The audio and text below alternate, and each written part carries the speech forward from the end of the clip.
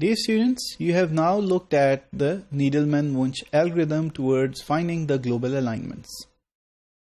However, local alignments are very useful, as we already know, and SmithWaterman algorithm is used to find local alignments in bioinformatics.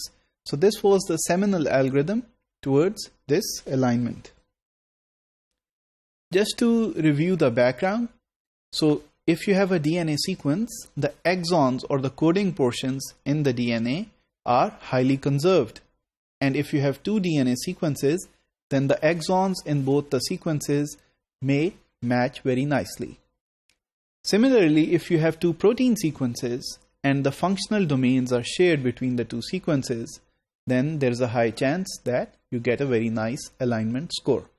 So to compare the global alignment and local alignment, here you have two sequences, let's say A and B. So the global alignment started by comparing the full length of the two sequences.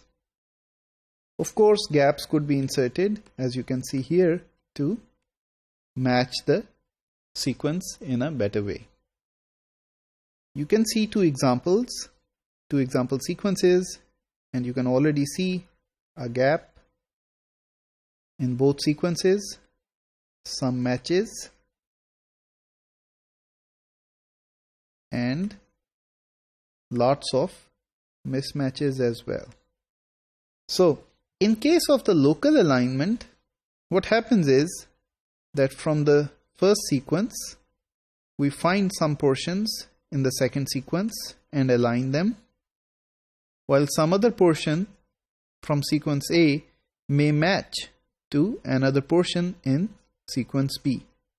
It is not necessary that this portion and this portion is in order.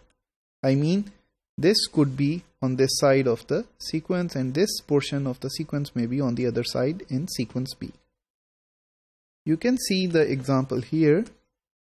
Two sequences are aligned and the subregions are very nicely aligned here for you. So you already know that to do global alignment, there is this Needleman-Wunsch algorithm, which is a very simple algorithm, and it gives you an optimal global alignment. This was reported in 1970. But for the local alignments, we're going to talk about the SmithWaterman algorithm. And what it does is it gives us an optimal local pairwise alignment.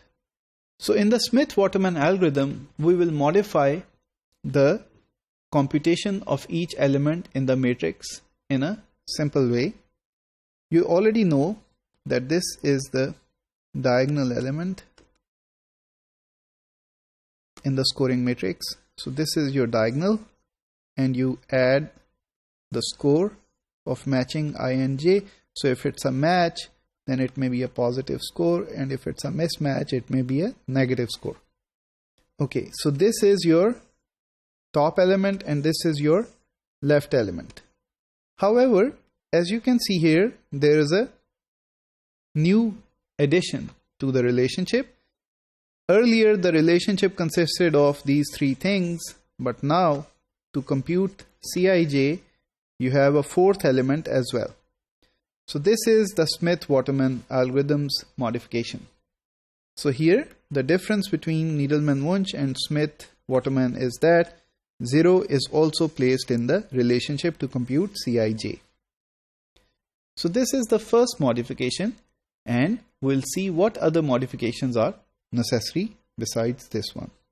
Okay, so here, the top row and the left column are set to 0. Earlier, they were set to minus I multiplied by lambda and minus j multiplied by lambda. But now, they are set to 0, both of them. So, please do not forget this, that this is the second difference between the global and the local alignment. Thirdly, the alignment can end anywhere in the matrix. So, The traceback then begins from the highest scoring cell and ends where we encounter a 0. So in the Needleman-Wunsch algorithm, we started from the bottom right and ended at the top left. However, in case of the SmithWaterman algorithm, we're going to start from anywhere in these two row and column and end at any position within this portion. So this is the fourth difference. So please remember this when you're computing the SmithWaterman algorithm. So in conclusion, the local alignments can be computed by using the SmithWaterman algorithm. There are 4 modifications to the Needleman-Wunsch algorithm that are incorporated, and you have a local alignment algorithm. So such a local alignment strategy can help you to elicit exons or functional domains from the DNA and proteins respectively.